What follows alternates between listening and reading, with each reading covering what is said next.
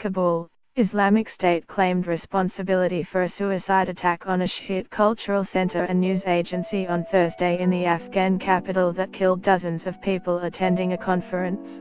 Ismail Kawasi, a spokesman for the Ministry of Public Health, said 41 people had been killed and 48 wounded in the latest in a series of attacks on media organizations in Kabul.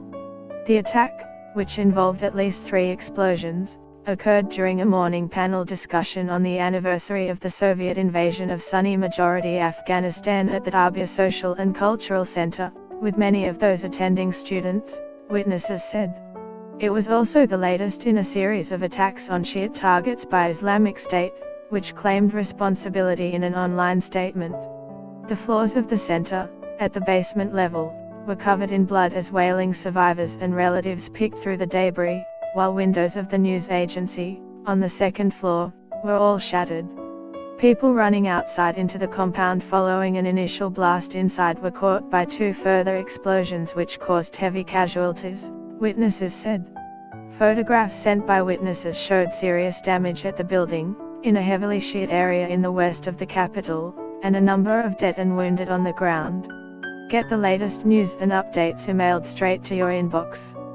By submitting your email, you are agreeing to Fairfax Media's terms and conditions and privacy policy.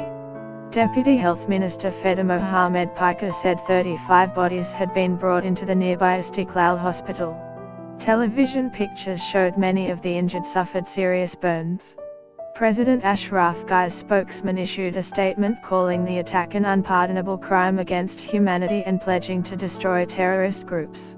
Taliban spokesman Zabihullah Mujahid issued a statement on Twitter denying involvement.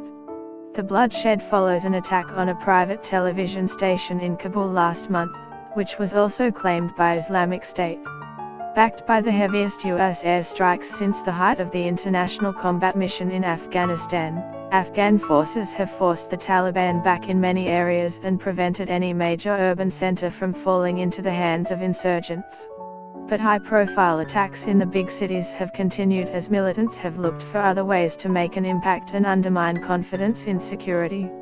Islamic State, which is opposed to both the Taliban and the Western-backed government, has claimed a growing share of such attacks. This gruesome attack underscores the dangers faced by Afghan civilians, rights group Amnesty International said in a statement from its South Asia director, Biraj Patek. In one of the deadliest years on record, journalists and other civilians continue to be ruthlessly targeted by armed groups. According to a report this month by media freedom group Reporters Without Borders, Afghanistan is among the world's most dangerous countries for media workers, with 2 journalists and 5 media assistants killed doing their jobs in 2017, before Thursday's attack. According to Syed Abbas Hossein,